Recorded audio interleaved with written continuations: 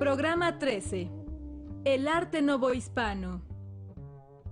En este programa identificarán las principales características del barroco y el neoclásico en pintura, escultura y arquitectura.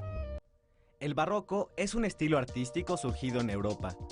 Llegó a Nueva España durante el siglo XVI y fue el predilecto principalmente en arquitectura religiosa, pintura y escultura sacra.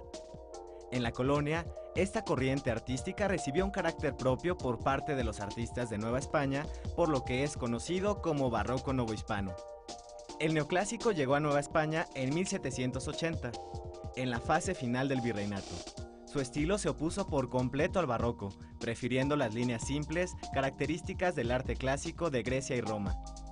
En Nueva España fue más común su utilización por las autoridades civiles en la construcción de edificios públicos, y también lo adoptaron pintores y escultores no religiosos.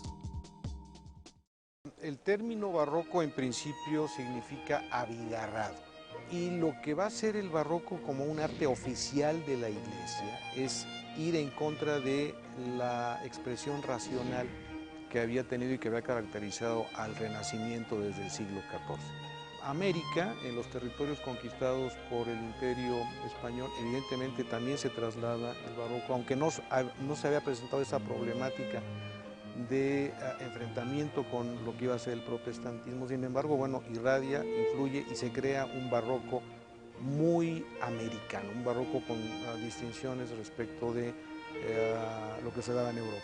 Característica principal es que va en contra de la racionalidad, en contra de los cánones y de la idea de imponer la imagen geométrica que había tenido el Renacimiento. En América y en particular en la Nueva España, ¿cómo se va a distinguir en la arquitectura? Fundamentalmente por la policromía, la gran cantidad de colores que van a surgir en las fachadas y en los interiores. Una aportación del barroco es, como por ejemplo tenemos el caso del retablo de los Reyes a mi espalda, en donde se llega a la máxima expresión del movimiento y de la policromía barroca. Otra característica es esta idea virtual de la falta de peso, de la ingravidez, es también la manera en cómo modifican todos los elementos que originalmente son eminentemente constructivos. En el caso de las fachadas, la presencia de los azulejos, como en el caso de las fachadas de Puebla. En el caso de la Ciudad de México, el tezontle, que es un material rojizo propio del valle, combinado con la cantera y con la chiluca. Y esta idea de movilidad, de ingravidez, de sensaciones poco vinculadas con lo terrenal. Eso es lo que buscaba el barroco en general. El principal promotor del barroco, que fue la Iglesia Católica, planteó que las imágenes que iban a estar presentes en la pintura y en la escultura tendrían que ser toda esa que correspondía con los milagros que habían aparecido en el Nuevo Testamento. O sea, es todo el mundo irracional, todo el mundo que no tiene sustento con racionalidad. Eso es lo que va a alimentar fundamentalmente los temas del barroco. En esa medida, por ejemplo, toda la pintura del barroco, siglo XVII y mitad primera del XVIII, si te das cuenta, todos son temas que tienen que ver con los milagros, que son finalmente acontecimientos irracionales que solamente pueden ser aceptados por la fe, pero que no aceptan la presencia de la lógica. Esa es la gran temática. Nueva España fue muy rica en los aspectos de índole pictórica. El siglo XVII y la primera parte del XVIII fue las grandes etapas, las grandes épocas de los talleres artísticos en la Nueva España. Una distinción fue esta práctica del tenebrismo, que significaba en términos de la pintura crear fondos muy oscuros, fondos sin luz y de pronto primeros planos con figuras muy iluminadas, en donde la apreciación es que no se advierte de dónde viene la luz. La luz se intuye, debe de venir del interior de los cuerpos que ahí están representados. En el caso de la arquitectura, por ejemplo, lo que tenemos es esta idea de la movilidad, que va en contra de el carácter de estabilidad que debe tener y que siempre tuvo la arquitectura. Entonces, movilidad y sensación de ingravidez frente a la lógica del peso que había tenido históricamente la arquitectura. Y la escultura, por ende, también tiene esta misma condición de movilidad, de idea, de sensualidad, porque todo en el barroco se debe de tomar con las sensaciones y a partir de las sensaciones, olvidándose totalmente de todo lo que sería contacto con lógica y razón. El neoclásico, a diferencia del barroco, no tuvo un estilo predominante novohispano, pues en realidad surgió como una recuperación de la herencia cultural clásica. Fue el arquitecto español Manuel Tolsá quien llegara a la colonia en 1791, el principal exponente de este estilo artístico en arquitectura y escultura.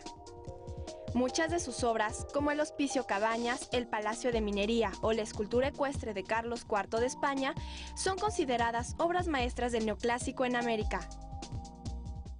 Viene de una madurez intelectual que se empieza a dar también en Centro Europa. Una madurez intelectual que privilegió el uso de la razón frente a la posibilidad subjetiva que daba la Iglesia Católica. Entonces, así como el barroco había sido un arte estratégico en favor de la difusión de la Iglesia, ahora vamos a tener una posición contraria que es una vuelta a la crítica sobre la preeminencia religiosa, sobre todo de la Iglesia Católica, y igual que en el caso del barroco tendríamos varias fechas que serían determinantes. 1750 para el caso de la Nueva España, el ascenso de la dinastía de los Borbones, dirigiendo el Imperio Español. De ahí nos iríamos a 1760, el inicio de la difusión de todas las nuevas normas, de todos los nuevos códigos, las reformas borbónicas en el Imperio Español. 1767 es la expulsión de la orden jesuita.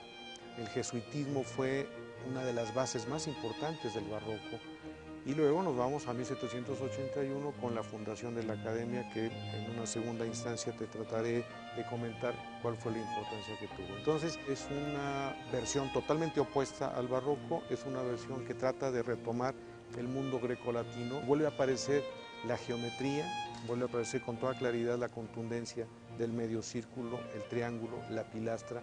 Nada que ver con todas estas fantasías y todos estos vuelos y todas estas ficciones que había planteado el barroco en su origen. Entonces es un movimiento artístico que establece una nueva postura en contra de la irracionalidad, privilegia el aspecto crítico, privilegia el retomar el mundo clásico como la gran materia de conocimiento y de enseñanza para la sociedad.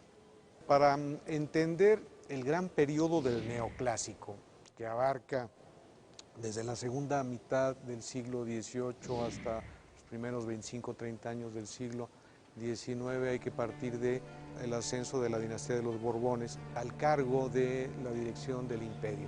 Los Borbones de origen francés traen toda esta tradición del nuevo pensamiento que se había inaugurado por Renato Descartes.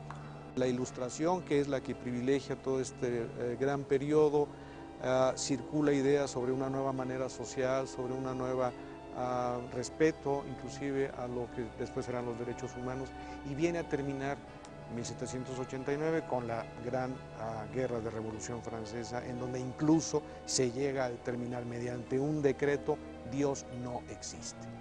Esta va a ser la gran posición crítica que va a tomar el neoclásico. Entonces, en el caso de la arquitectura, nos vamos a encontrar con todos estos elementos del mundo grecolatino, con los grandes frontones, con los arcos, con las pilastras que recuerdan al mundo griego y romano.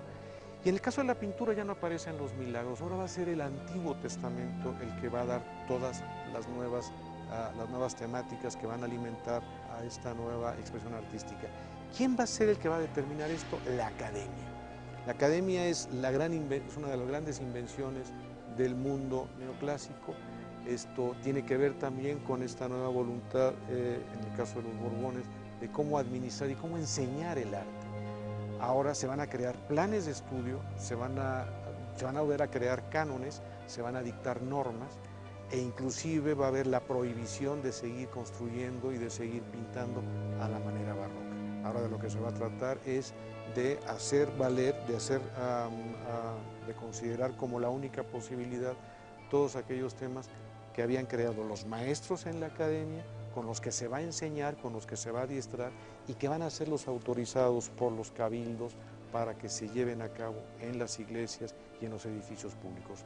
Y por último, otra de las grandes características del mundo neoclásico va a ser el que los edificios más importantes van a ser edificios civiles. Ya no va a ser la iglesia la que va a llevar la conducción de la construcción en las ciudades. Ahora van a ser los hospitales, las escuelas, los grandes depósitos de alimentos, los edificios militares, los que van a determinar la nueva conformación del paisaje. Va a ser el mundo civil frente al mundo de la iglesia que había privado en el periodo anterior.